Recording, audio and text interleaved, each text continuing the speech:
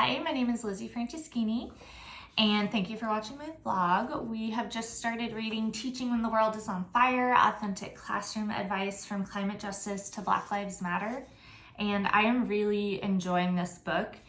I love that it is a collection of essays that is looking at like a central theme of the importance of teacher advocacy and bringing some form of politics into your pedagogy. I love that this is different perspectives, different expertises, and just different experiences that are bringing together that central theme of teachers need to be advocates and they need to speak about what is right, even if it is viewed as political or partisan. So this is really actually kind of guiding me towards a potential thesis topic that I've been talking about, because I personally so desperately want to talk about this stuff with my students and in my classroom, but I'm scared. I am scared of parent or student complaints. I'm scared at my principal telling me not to talk about this stuff. I am scared of losing my job, losing my credential. It just is scary. And I don't want to be afraid, because the more that I read essays like this, the more I'm realizing that talking about the topics in this book is the right thing to do. And I cannot let fear stop me from doing that. So this book is really helping me think about how teachers are acting in the classroom and how they are advocating for their students, and speaking about things that a lot of people would view as controversial or political, how they're doing that even in the face of being afraid to do so. And I want to know what that feels like and what's motivating them and how they are talking about these things in an effective, impactful way with their students. So I'm just really enjoying what we are reading about in that book. I chose the essays Teaching Politics in the Age of Trump. I am very passionate about this topic. Standing Up Against Hate, and Yes, Race and Politics Belong in the Classroom, 10 Tips for Teachers on How to Engage Students in Difficult Conversations. So these three essays really jumped out at me, and I like that they gave specific tactics for teaching about this stuff. So I'm going to discuss each of them a little bit in depth and explain why I chose them, why they're important to me, and how they make me feel. So I chose to read about Teaching Politics in the Age of Trump. That immediately jumped out at me because I did have a lot of experience with that, both before the Trump administration and during the Trump administration as a science teacher. And as we know, Trump was ultimately very anti-science. He frequently made claims about climate change not being real. And these are things that I have to openly denounce in my classroom so that my students don't have misconceptions. The next generation science standards that I teach in biology, they specifically have us talk so much about climate change, which I absolutely love, but I have to openly say, look, what these politicians are saying, they're making claims that climate change is not anthropogenic. It's not man-made, human-caused. And that is just patently false. And I worried when I was saying things like that, that I could get in trouble for kind of conflicting what the president was saying. But I knew that I had to, and that students would be hearing things in the media, maybe on the news, even though most of them are getting their news from TikTok. They might be hearing things that are just false about science, and that is not okay with me. So during that Trump-Biden election, during that election year, I did have a lot of students asking me about my political views. And we're definitely not supposed to say oh, I'm voting for Biden, or oh, I'm voting for Trump. We are kind of asked to sort of keep that to ourselves. But it was so hard to do when Trump was president, because in my opinion, his very existence is a threat to my students. So I was not okay with them thinking that there was any chance that I supported Donald Trump. I just could not leave that to any sort of interpretation. So they would ask me things like, oh, who are you voting for, Ms. Franceschini? And I would say, I'm going to vote for the candidate that trusts science. I want my politicians to, the people that represent me, to believe in science and to accept that climate change is real and that we need to be making active choices to combat it. I would say things like, I believe in kindness. I believe in accepting all people. I believe in doing things that will make the lives of my students better. And the sad thing is that they immediately knew that that was not Donald Trump. They knew that there was no way that the people that I was talking about, these science believers, these kind people, these people who felt that people were not illegal, that you can be an illegal person. They knew that that wasn't Donald Trump, and I was really glad that they knew that. And although I was never specifically speaking his name in that context, just me saying that I believe that my students have a right to an education, even if they did immigrate here. I believe that my students who are Muslim should be welcomed into this country with open arms. I believe that my students who are members of the LGBTQ community should be trusted to understand how they're feeling in their own body. Just me saying that that is how I felt, they knew that I didn't support Donald Trump. And that's both very sad, but also affirming. I was glad that they knew that I was on their team, even though I definitely had students that were supporters of Donald Trump. I still hope that they understood that the reasons that I did not support him is because I ultimately cared about all of my students.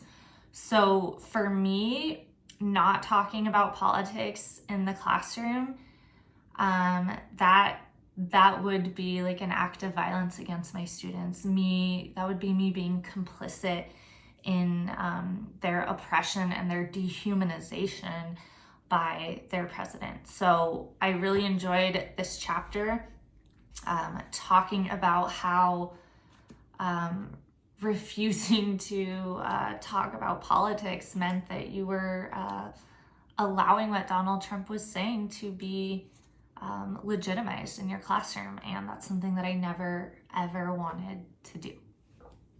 I also chose to read Standing Up Against Hate by Micah Pollock. I'm not sure how to pronounce that name. I really liked this essay because of the discussion about protecting the right to learn. So as I mentioned kind of in my introduction, I am really interested in how teachers are protecting that right to learn. There's one section that says, because some government actors have promoted intolerance and distorted facts, teachers who speak up against hate or for students' facts and learning are accused of being politically partisan. So this is something that I really, really worry about. And it's really sad that nowadays saying things like science is real, Black Lives Matter, that makes you politically partisan, and that is an inappropriate thing to say in the classroom, even though what you're doing is affirming facts, affirming evidence, and affirming the lives of your Black students. So when he writes, educators must stand together to resist this message. Standing up to hate is not partisan. Studying facts is not partisan. Learning about the experiences of real people is not partisan. I really appreciated that he was saying that. That was very affirming to me, and it made me feel a little bit more comfortable with some of the ways that I speak in my classroom. I do have posters up that say things like Black Lives Matter, your voice matters, things about women in science, things about anything that might be considered political, unfortunately. I put up those posters so that I don't necessarily have to say them every day, but that my students know that I believe them every day. But as I was reading this, I was kind of starting to think about how he said that standing up to hate is not partisan. And in today's current political climate, I'm not sure if I would agree with that. It feels like standing up to hate has become partisan. And while it definitely shouldn't be, this should not be something that is politicized. I think the reality of where we're at right now is that it is. I think powerful people in the Republican Party want to silence teachers. And a lot of times they are incredibly successful. And although there's a plethora of problems within the Democratic Party, I think that standing up to hate is a little bit more of a strength of the Democrats, especially when compared to the Republicans. So I think that standing up against hate is partisan, and I wish that it wasn't, but because it really shouldn't be. But I feel like it is. So I was just really conflicted when I was reading this article, because even though I agree with everything that it's saying about what teachers should be doing, I do think it's important that we recognize the reality of what we say in the classroom when we are affirming the lives of our students and saying things like science is real.